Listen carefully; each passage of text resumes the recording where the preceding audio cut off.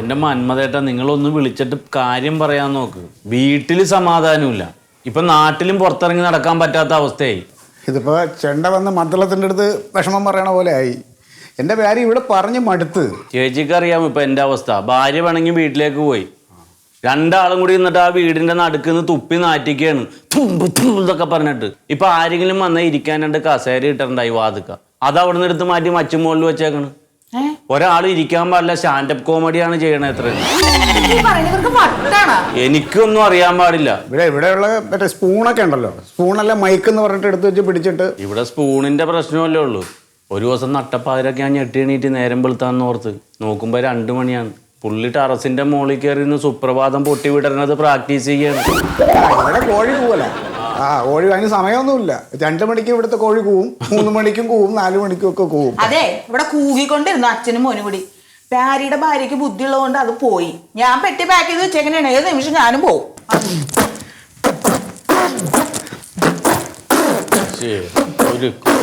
അപ്പോ 2 രൂപ നോട്ടുകളിട്ട് 5 രൂപയെടുക്കുന്നു ചിലര, 5 രൂപയെടുക്കുന്നു ചിലര. കള്ളക്കാശൊലി ചെയ്താൽ കണ്ണുകൾ രണ്ടും തിരികിട്ട സുഹൃത്തേ, നീ അവിടെ നിൽക്കണ്ട സുര, ഞാൻ പോയി നീരാടി വരട്ടെ. നീ എന്താണ് ശ്വാസം പാട്ട്? ശ്വാസം മുട്ടി ചാവും കിടന്ന് തുള്ള. ശ്വാസം മുട്ടി ചാവണ് ഞങ്ങളല്ലേ? നിനക്കെന്താ ഈ തുള്ളാട്ടം? നിങ്ങൾക്കെന്താ പ്രാന്താണോ നിങ്ങൾക്ക്? അല്ല ഇതല്ലടാ, ഇനി പുറമെ പുള്ളുമ്പാട്ട് വരാം. മനുഷ്യരെ നാണം കിടത്തിനൊക്കെ ഒരു പരിധി ഉണ്ട് കേട്ടോ. അതെന്നെ പുറത്തേക്ക് ഇറങ്ങാൻ പറ്റില്ല. ഇവിടെ കിടന്ന് കാണിക്കുന്നത് പോരാതെ ഈ മൊബൈലിൽ കിടന്ന് എന്ത് കുന്ത്രാട്ടം ഉണ്ടാക്കണത്. എന്തിനു നീയൊക്കെ ഇങ്ങനെ കിടന്ന് തുള്ളണേന്ന് ആളുകൾ ഞങ്ങൾക്ക് ലൈക്ക് ചെയ്യുന്നുണ്ടല്ലോ. ലക്ഷക്കണക്കിന് ആൾക്കാരെ കണ്ടേക്കണേ. ഇന്നത്തോട് നിർത്തിക്കൊള്ളണം. ഇനി ഈ പരിപാടി ഇവിടെ പറ്റില്ല. അല്ലെങ്കിൽ ഈ പരിപാടി ഇനി ഇവിടെ ചെയ്യാൻ ഞങ്ങൾക്ക് നേരല്ലടാ. ഞങ്ങളുടെ ഒരു ഐറ്റം ഇനി നീ കാണണമെങ്കിൽ ടി.വി തുറന്നിരിക്കണം. പലരും ഒന്ന് കയറാൻ കൊതിക്കുന്ന വേദിയിലേക്കാടാ ഞങ്ങൾക്ക് 2 പേർക്കും സെലക്ഷൻ കിട്ടിയിരിക്കണേ. ഏറ്റവും വലിയ റിയാലിറ്റി ഷോ ആയ സൂപ്പർ സീരിയലിലേക്കാണ് ഞങ്ങൾക്ക് സെലക്ഷൻ കിട്ടിയിരിക്കുന്നത്. ടിവിയിലാ? നിങ്ങളാ? ഞങ്ങള്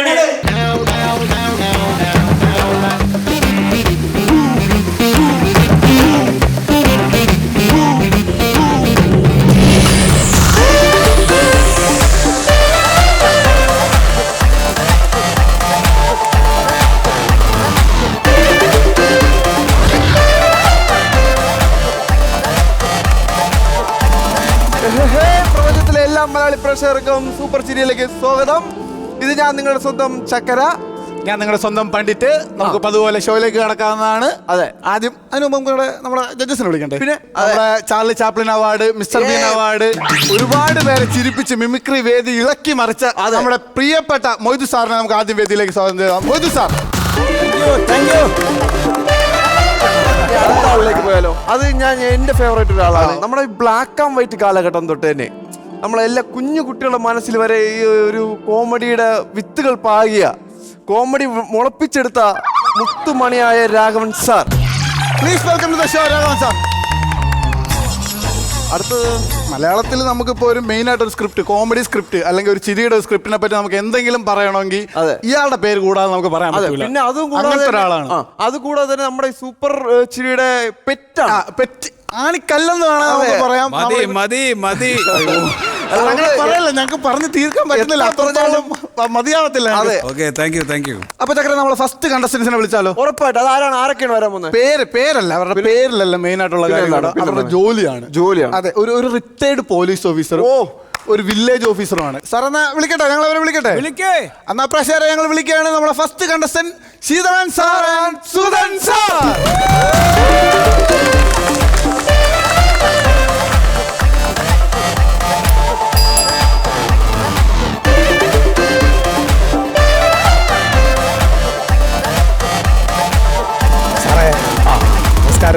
നമസ്കാരം. ഓ, എവിടുന്ന വരുന്നേ?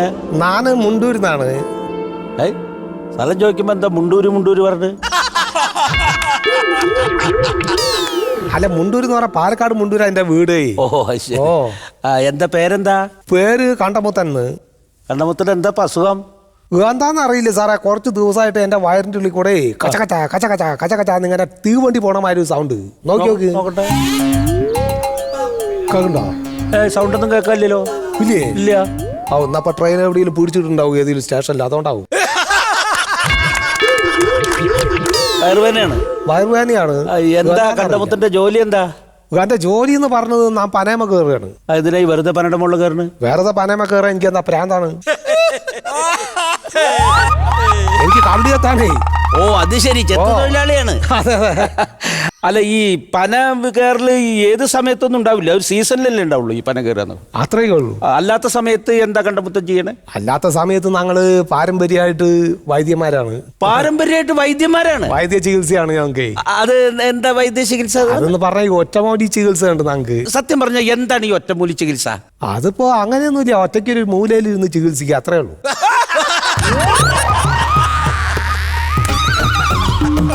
അതാണ് ഒറ്റമൂലി ചികിത്സ. ശരിക്കും അതാണ് ഒറ്റമൂലി ചികിത്സ. അപ്പൊ ഇതിന് ഈ മരുന്നുകളൊക്കെ എങ്ങനെയാണ്? അത് നമുക്ക് മരുന്ന് ഉണ്ടാക്കാൻ മിഷ്യനുണ്ട്. മിഷ്യനുണ്ട്? ഓ ശാസ്ത്രമൊക്കെ പുരോഗമിച്ചല്ലോ. എനിക്കിപ്പോ ഈ മിഷ്യൻ ഒന്ന് കാണാൻ പറ്റുമോ വീട്ടിൽ വന്നാ? ആ ഉപ്പ കാണാൻ പറ്റില്ല, മേയാൻ വിട്ടിരിക്കുകയാണ്. എന്റെ ആട്ടുംകുട്ടികളാണ്. അതിപ്പോ നമ്മളതിന്റെ ഫ്രണ്ടില് അതിന്റെ മുന്നാടത്ത് ഇങ്ങനെ പച്ചരൊക്കെ ഇട്ട് കൊടുക്കുക. അത് കഴിഞ്ഞ് തിന്നിട്ട് പുറകിൽ കൂടെ ഗുളിയായിട്ട് വരും. അപ്പൊ ഒന്ന് പോവാണ്ട് പിടിക്കണം, അത്ര മാത്രമേ ഉള്ളൂ. വയറുവേദനയാണ് അല്ലേ? ഞാൻ നോക്കട്ടെ കേട്ടാ. ശരി. ഇവിടെ വേനുണ്ടോ? ഉണ്ട് സാറേ, ഇവിടെ ഉണ്ട്. ഓ ഇവിടെ ഉണ്ട്. അത് പേടിക്കണ്ട കേട്ടോ, അത് നിസ്സാര പ്രശ്നമാണത്. എന്താണ്? അല്ലാണ്ടാ നിങ്ങളുടെ ഈ ചെറുകുടലും വൻകുടലും സ്ഥാനം തെറ്റി കിടക്കുക, കെട്ടുപനഞ്ഞ് കിടക്കണണ്ട കണ്ട, കയ്യിലെ കണ്ട തന്നെ ഉണ്ടാ. കൈ എടുക്കുന്നത് അണ്ടർവാറിനെ വള്ളി പിടിച്ചിട്ടാണ് തമാശ കളിക്കുന്നത്.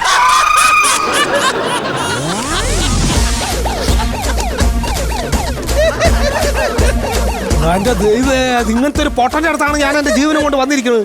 പോയി നിങ്ങള്. പൊട്ടനോ? ഞാനോ? ഇതാണ് ഉള്ളത് പറഞ്ഞാ പൊട്ടൻ.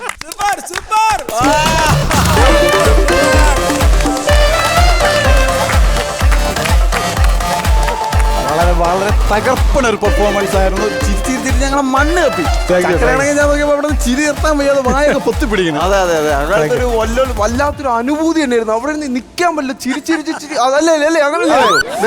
നമ്മുടെ മൊയ്തു സാറ് പോലും ഇപ്പോഴും ചിരി ഒന്നും നിർത്തിയിട്ടില്ല. ഓരോ കൗണ്ടറും ഞങ്ങളുടെ ഇവിടെ ആത്മാർത്ഥമായിട്ട് കണ്ണിനൊക്കെ വെള്ളം വന്നു പോയി. വളരെ സന്തോഷം സാർ. അപ്പൊ നമുക്ക് ഇനി അടുത്ത സത്യശീലൻ സാറിലോട്ട് പോയാലോ സാർ? ഹലോ, ഗംഭീരായി ഗംഭീരായി. നിങ്ങൾ എത്ര വർഷമായിട്ട് ഇത് ചെയ്തോണ്ടിരിക്കുക? സാറ് ഞങ്ങള് ശരിക്കും പറഞ്ഞ കുട്ടിക്കാലം മുതൽ ഞങ്ങള് പ്രോഗ്രാംസ് ഇങ്ങനെ ചെയ്യുന്നതാണ്.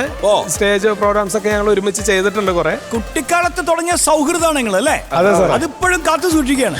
അത് തമാശയിലൂടെ വലിയ കാര്യട്ടോ. സർക്കാർ ജീവനക്കാരായതുകൊണ്ട് ആ ഔദ്യോഗിക ജീവിതത്തിന്റെ അടിയിൽ ഒന്ന് പ്രകടിപ്പിക്കാൻ വളരെ അവസരങ്ങൾ കുറവായിരിക്കും. അതെ സാറേ. വളരെ ഗംഭീരം. ചെറുപ്പത്തിലേ ഉള്ള കല നശിച്ചു പോവാതെ കാത്തു സൂക്ഷിച്ചു നിങ്ങള്.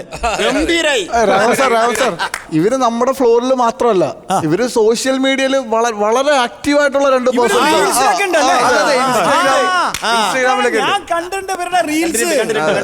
വീട്ടിലുള്ള മറ്റാളുകളുടെ ഒക്കെ പ്രതികരണം എങ്ങനെയാണ്? എല്ലാരും പ്രോത്സാഹിപ്പിക്കുന്നുണ്ടാ? സപ്പോർട്ട് ഉണ്ടോ വീട്ടിൽ നിന്ന്? ഈ പുറത്തുള്ളവരൊക്കെ ഇത് കണ്ടതിന് ശേഷം നല്ല സപ്പോർട്ടായിരുന്നു. പക്ഷെ വീട്ടിലുള്ളവർക്ക് നല്ല അഭിപ്രായം അല്ല അവർക്കുള്ളത്. അത് അവരുടെ മാനം പോകുന്നു, കുടുംബത്തിന്റെ പേരും പ്രശസ്തിയൊക്കെ പോകുന്നു, നമ്മൾ കോമാളി വേഷം കെട്ടുകയാണ് എന്നൊക്കെയാണ് അവർ പറയുന്നത്. സത്യത്തിൽ ഈ പ്രായത്തിൽ ഞങ്ങൾ എത്തുന്നത് വരെ കുടുംബത്തിന് വേണ്ടി അധ്വാനിച്ചവരാണ്. അതെ. ഞങ്ങളുടെ ചെറുപ്പകാലത്ത് ഈ കല ഞങ്ങളുടെ ഉള്ളിലുണ്ടായിരുന്നെങ്കിലും കുടുംബം നോക്കേണ്ട ഒരു ബാധ്യത ഉള്ളത് കൊണ്ട് ഞങ്ങളുടെ ആഗ്രഹങ്ങളൊന്നും അന്ന് സാധിച്ചിരുന്നില്ല സാർ. ഞങ്ങളുടെ തൊഴിൽ മേഖലയൊക്കെ അത്തരത്തിലുള്ളതായിരുന്നു. ഇപ്പോ ഞങ്ങളുടെ ബാധ്യതകളെല്ലാം കഴിഞ്ഞു, ഒരു വീടൊക്കെ വെച്ചു, മക്കളുടെ വിവാഹമൊക്കെ കഴിഞ്ഞു, ഞങ്ങൾ കുറച്ച് സ്വസ്ഥമായപ്പോ ഞങ്ങളുടെ ആ ആർട്ടിലേക്ക് ഞങ്ങൾക്ക് തിരിച്ചു വരണം എന്നൊരു ആഗ്രഹം തോന്നി. ഞങ്ങളുടെ വീട്ടുകാരൊക്കെ പറയുന്നത് പെൻഷൻ പറ്റിക്കഴിഞ്ഞാൽ പിന്നെ അടങ്ങി ഒതുങ്ങി വീട്ടിലിരിക്കണമെന്നാണ്. ഇങ്ങനത്തെ ഒരു ഫ്ലോറിൽ നിന്നിട്ട് ഞങ്ങൾക്ക് സമൂഹത്തിനോട് പറയാനുള്ള ഒരൊറ്റ കാര്യമുള്ളൂ. സമൂഹത്തിൽ പ്രായമായവരോടാണ് ഞങ്ങൾക്ക് പറയാനുള്ളത്, ആരൊക്കെ എന്തൊക്കെ പറഞ്ഞാലും നിങ്ങൾ തളരരുത്. ഇവിടെ മുതലാണ്, ഈ പ്രായം മുതലാണ് നമ്മുടെ ജീവിതം തുടങ്ങുന്നത് എന്ന് നിങ്ങൾ. അതെ അതെ അതെ അതെ. ആരൊക്കെ നമ്മൾ അവഹേളിച്ചാലും നമ്മുടെ ഉള്ളിലുള്ള കലയും കായികമായിട്ടുള്ള നമ്മുടെ കഴിവും ഒക്കെ പുറത്തെടുക്കേണ്ടത് ഈ പ്രായത്തിലാണ്. അതെ. ഒരാളുടെ റിട്ടയർമെന്റ് എന്ന് പറയുന്നത് അവരുടെ തൊഴിലിൽ നിന്നാണ്, അല്ലാതെ ജീവിതത്തിൽ നിന്നല്ല. ജീവിതത്തിൽ നിന്നുള്ള റിട്ടയർമെന്റ് എന്ന് പറയുന്നത് മരണമാണ്.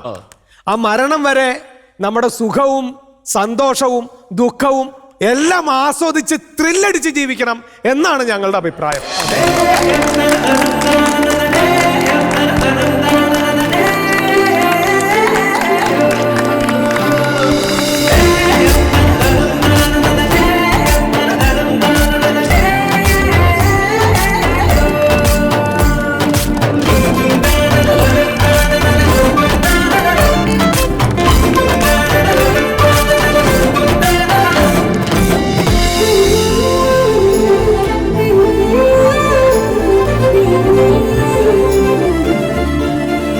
എല്ലാവർക്കും നമസ്കാരം. ഞങ്ങളുടെ ഇഷ്ടപ്പെട്ട പ്രേക്ഷകരോട് പറയാനുള്ളൊരു കാര്യം, ഒരുപാട് പേര് ചോദിക്കാറുണ്ട്, യൂട്യൂബിൽ മരമായും ഫുള്ളായിട്ട് കാണാനുള്ള ഒരു അവസരം ഇല്ലല്ലോ, എങ്ങനെയാണ് നിയാസെ അത് ഒന്ന് ഫുള്ളായിട്ട് കാണാനുള്ളത് എങ്ങനെയാണെന്ന് ചോദിക്കാറുണ്ട്.